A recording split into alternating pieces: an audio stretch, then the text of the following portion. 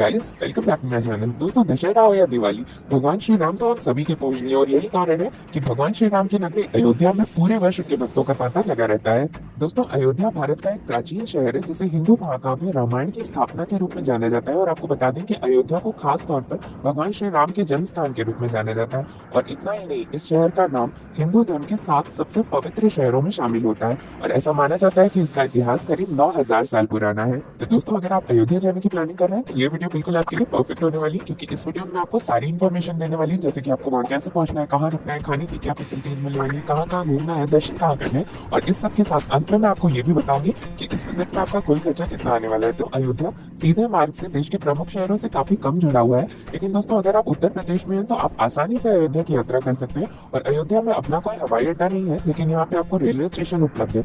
और उत्तर प्रदेश के अन्य प्रमुख शहरों से अयोध्या के लिए बसें भी काफी आसानी से उपलब्ध है। तो दोस्तों, अगर आप फ्लाइट से अयोध्या आने की प्लानिंग कर रहे हैं तो यहाँ पे मैं आपको बता दूं कि अयोध्या का निकटतम हवाई अड्डा फैजाबाद का हवाई अड्डा है, जो कि अयोध्या से लगभग 8 किलोमीटर की दूरी पर है। और इसके अलावा अगर दूसरे विकल्प की बात करें तो आप लखनऊ हवाई अड्डे भी आ सकते हैं, जो कि अयोध्या से लगभग 130 किलोमीटर की दूरी पर है। और ये 130 किलोमीटर की दूरी आप ट्रेन, बस, टैक्सी या कैब से भी कवर कर सकते हैं। और चलिए दोस्तों, अब अयोध्या पहुंचने के बाद सबसे पहले आपको अपने रहने के लिए एक होटल देखना है। तो दोस्तों, यहाँ पे आपको प्राइवेट होटल्स के साथ साथ मठ और धर्मशाला की भी फैसिलिटी इजीली अवेलेबल है। और बात करें अगर हम इनके कॉस्ट की, तो 200 से 700 के बीच आपको यहाँ मठ और धर्मशाला में रूम्स मिल जाएंगे। और अगर आप प्राइवेट होटल प्रेफर करते हैं तो उसमें आपको 700 से 1000-1200 तक के बीच रूम्स इजीली अवेलेबल है। और इसी के साथ बात करें अगर हम यहाँ खाने की, तो होटल्स के कॉस्ट की तरह ही खाना भी आपको यहाँ बहुत ज्यादा कॉस्टली नहीं पड़ने वाला है। इसलिए 100 से 150 के बीच आपको यहाँ वेज थाली आराम से मिल जाएगी। दर्शन कहाँ करने हैं, तो दोस्तों रामलला के दर्शन करने से पहले भक्त यहाँ की सरयू नदी में जाकर डुबकी लगाना पसंद करते हैं। ऐसा इसलिए दोस्तों क्योंकि ऐसा माना जाता है कि इस नदी में डुबकी लगाने से सभी पापों और परेशानियों से मुक्ति मिल जाती है। और यहाँ सरयू नदी में स्नान करने के लिए काफी सारे घाट बने हुए हैं, जिनमें बात करें अगर हम कुछ प्रमुख घाटों की, तो उनमें आ जाते हैं लक्ष्मण घाट, जानकी घाट, दशरथ घाट, राजघाट और गुप्तार घाट।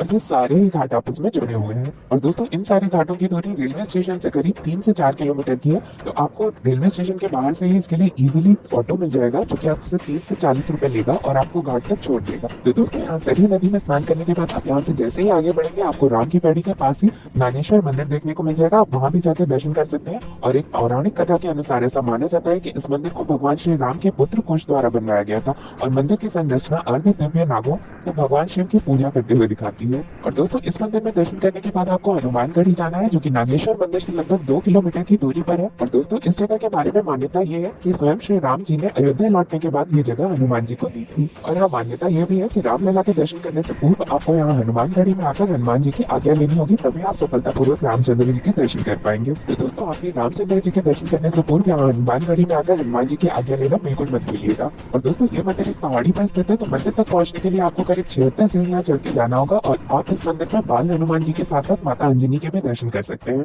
और दोस्तों, इसके बाद आपको हनुमानगढ़ी से लगा हुआ ये दशरथ महल देखने को मिल जाएगा। जी हाँ दोस्तों, ये राजा दशरथ का निवास स्थान है, जहाँ श्री रामचंद्र जी का बचपन गुजरा।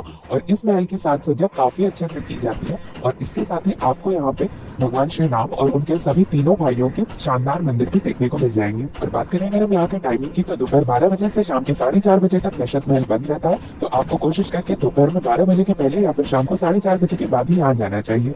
और इसके बाद आप दशरथ महल से करीब 200 मीटर की दूरी पर कनक भवन विजिट कर सकते हैं, जहाँ पे आपको श्री रामचंद्र जी और सीता जी के दर्शन करने को मिल जाएगा, जिनकी सज्जा सोने के मुकुट द्वारा की गई है। और दोस्तों, इस भवन के बारे में ऐसा कहा जाता है कि स्वयं माता कैकेयी ने श्री रामचंद्र जी के विवाह के बाद सीता जी को यह भवन मुंह दिखाई में दिया था। और बात करें अगर हम यहाँ के टाइमिंग की, तो दशरथ महल की तरह ही कनक भवन भी दोपहर 12 बजे से शाम के 4:30 बजे तक बंद रहता है। तो आपको कोशिश करके दोपहर 12 बजे के पहले या फिर शाम को 4:30 बजे के बाद ही यहाँ दर्शन करने के लिए आना चाहिए। और इसके बाद दोस्तों, आप कनक भवन से जैसे ही आगे बढ़ेंगे, करीब 1 किलोमीटर की दूरी पर आपको श्री राम जन्मभूमि मंदिर देखने को मिल जाएगा, जहाँ एक समय पे रामलला एक टेंट के नीचे विराजमान हुआ करते थे। लेकिन अब सभी भक्तों के सफल प्रयास द्वारा यहाँ एक भव्य मंदिर का निर्माण किया जा रहा है।